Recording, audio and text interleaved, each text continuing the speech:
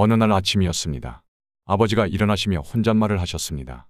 내 몸이 내 몸 같지가 않구나. 예전 같으면 벌떡 일어났을 몸이 요즘은 일어나는 데에도 기운이 듭니다.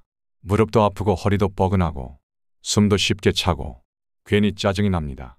그 순간 옆에서 어머니가 말씀하셨습니다. 그런 날이 올 줄 알았지. 그 말이 묘하게 마음에 남았습니다. 시간이 흐르고 나이도 들면 몸이 힘들어지는 건 당연한 걸까요? 정말 어쩔 수 없는 걸까요? 그래서 찾아봤습니다. 70, 80, 90이 넘어도 여전히 건강하게 지내시는 분들의 공통점은 무엇일까? 결론은 한 가지였습니다. 몸보다 먼저 마음이 무너지지 않더라는 것입니다. 할 수 있다. 해볼 만하다. 이 정도쯤이야. 그런 생각을 품은 분들은 몸도 이상하게 잘 따라옵니다. 예전 어르신들은 그런 걸 기운이라고 불렀습니다. 기운이 빠진다는 건 단순히 피곤하다는 게 아니었습니다. 살고자 하는 의욕이 꺾인 상태였습니다. 그 기운을 지키는 게 건강의 첫걸음이라는 걸 요즘 들어 더 절실히 느낍니다. 마음이 주저앉으면 몸도 주저앉습니다. 몸이 아프면 마음도 아프다. 는 말이 있죠. 그 반대도 똑같습니다. 마음이 무너지면 몸은 더 빨리 무너집니다. 그래서 오늘은 몸을 살리기 위한 첫 번째 지혜, 마음을 살리는 방법을 함께 나눠보려 합니다. 예전에 이런 어른이 계셨습니다. 80이 넘으신 이 할아버지는 혼자 살고 계셨고 허리도 굽고 발도 불편했지만 항상 웃는 얼굴이셨습니다. 할아버지, 비가 와도 기분이 좋으세요? 누가 묻자 그분은 이렇게 답하셨습니다. 내가 비를 막을 수는 없지만 웃을 수는 있지 않겠나? 그 웃음이 그분의 면역력이었고 그분의 약이었습니다. 몸이 좀 아파도 웃고 있으면 견딜 수 있었고 걷는 게 느려도 노래를 흥얼거리며 나가면 기분이 좋아졌습니다. 이런 분들이 꼭 말합니다. 살다 보면 다 아파. 하지만 마음이 죽으면 진짜 끝이야.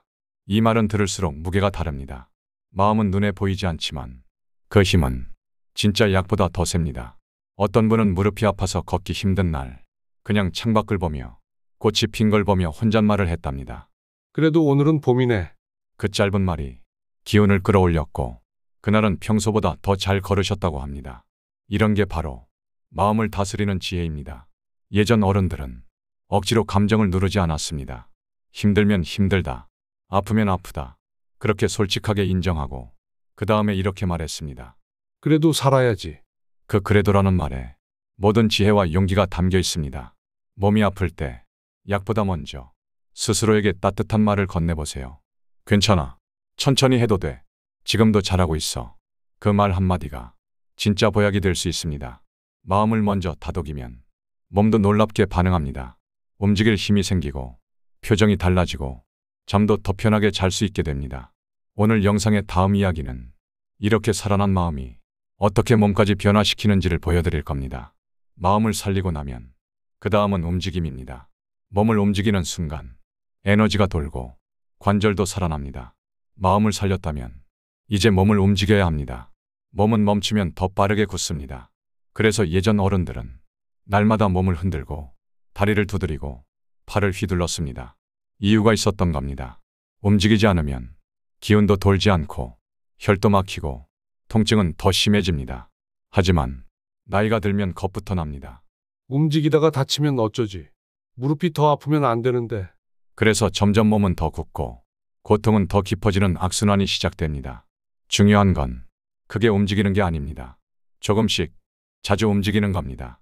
한 번에 1시간 운동보다 하루에 5번, 5분씩 움직이는 게 더 효과적입니다. 움직임은 꼭 땀을 흘려야만 효과 있는 게 아닙니다. 예전 어르신들이 하던 팔을 천천히 앞뒤로 흔드는 동작, 허리를 양옆으로 살살 돌리는 동작, 이런 움직임이 바로 관절과 신경을 깨우는 지혜입니다. 서울에 사는 한 어르신이 계십니다. 올해로 82세이신 정영순 할머니는 20년 전 무릎 수술을 하신 이후 다시 걷는 것이 두려웠다고 합니다. 처음엔 침대에서 일어나는 것도 힘들고 앉았다 일어설 때마다 무릎에서 소리가 났습니다. 하지만 어느 날 딸이 팔을 앞뒤로 흔드는 간단한 동작을 알려드렸습니다. 할머니는 매일 아침 눈을 뜨면 침대 위에서 팔을 흔들기 시작했습니다. 하루에 단 5분. 그렇게 한 달이 지나자 무릎 통증이 눈에 띄게 줄었고 걷는 것도 편해졌습니다. 정말 단순한 동작이었지만 꾸준한 움직임은 몸을 깨우는 기적이었습니다. 몸은 말보다 기억을 더 잘합니다. 움직이면 아, 내가 아직 살아있구나. 그 신호를 보내게 됩니다. 그리고 그 신호는 혈액을 돌게 하고 관절을 부드럽게 만들고 통증을 덜어줍니다. 여기서 중요한 건 자기 몸의 속도에 맞춰서 움직이는 겁니다. 남과 비교할 필요 없습니다. 오늘은 오른팔만 들어도 괜찮습니다. 내일은 고개만 돌려도 좋습니다. 그 다음 날엔 무릎을 톡톡 두드려 보세요. 천천히, 부드럽게, 숨을 쉬면서 몸을 깨우는 그 시간이 곧 회복의 시작입니다. 예전의 어른들은 햇살 좋은 아침이면 마당에 나와서 하늘을 보며 팔을 벌렸습니다. 그 단순한 동작이 폐를 열고 혀를 돌리고 마음을 맑게 했습니다. 지금은 마당이 없어도 괜찮습니다.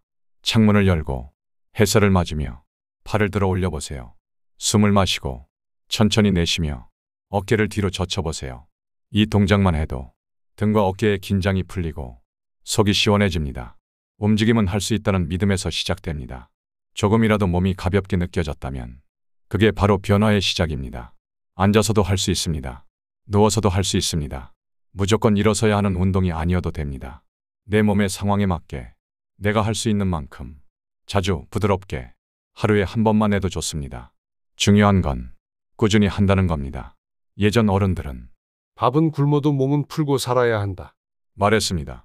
그 말엔 수백 년을 살아온 생활의 지혜가 담겨 있습니다. 움직이는 건 약이 됩니다. 움직이는 건 기도가 됩니다. 내 몸을 아껴주는 가장 쉬운 방법이 바로 움직임입니다. 그리고 그 움직임이 이어지는 것, 그건 바로 음식입니다.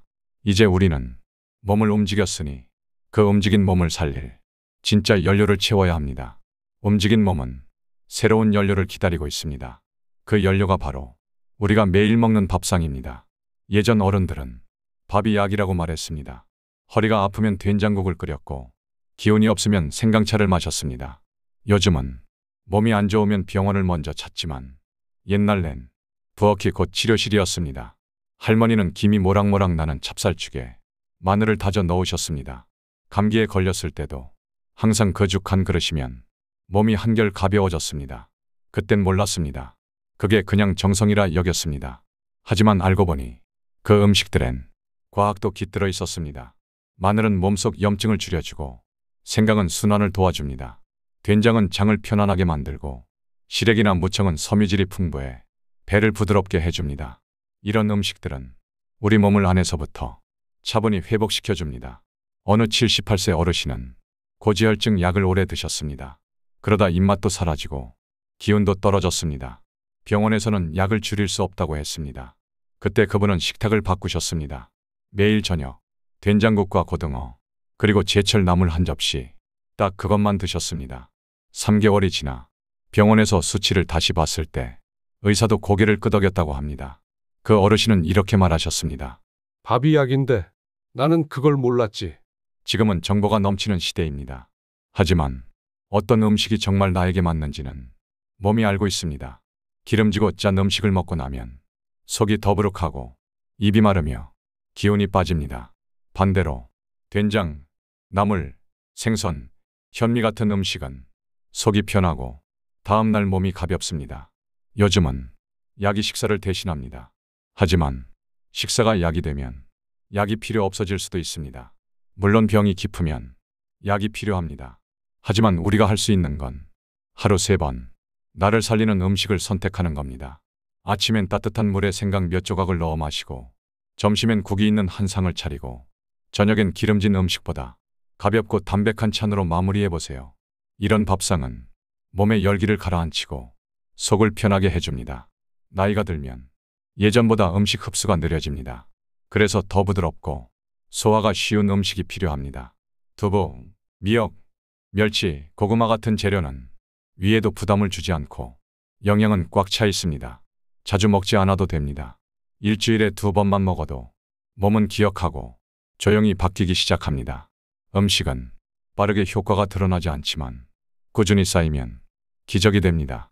젊을 땐 많이 먹고 빨리 움직였지만 지금은 조금 먹고 천천히 흡수하는 것이 더 건강한 길입니다. 예전 어르신들이 꼭꼭 씹어 먹으라고 한 이유가 있습니다. 씹는 횟수가 많을수록 소화 효소가 더 잘 나오고 음식이 더 잘 흡수되기 때문입니다.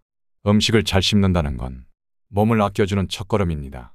그리고 더 중요한 건 같이 먹는 마음입니다. 혼자 먹는 밥은 아무리 영양가가 있어도 속이 허할 때가 많습니다. 말을 나누며 먹는 밥은 한 숟갈이라도 더 따뜻하게 느껴집니다. 밥상에는 음식만 있는 게 아닙니다. 그 안에는 정성과 기운이 함께 담겨 있습니다. 그 밥상이 우리를 살리고 또 하루를 살아가게 만들어줍니다. 이제 마음도 살렸고 몸도 움직였고 몸 안도 채웠습니다. 그럼 다음은 무엇일까요? 우리가 쉽게 놓치고 있는 마지막 하나, 바로 마음 돌보기입니다. 몸이 건강해도 마음이 아프면 하루가 무너집니다. 다음 이야기에서는 예전 어르신들이 어떻게 화를 다스리고 외로움을 달래며 살아왔는지 그 지혜를 나눠보겠습니다.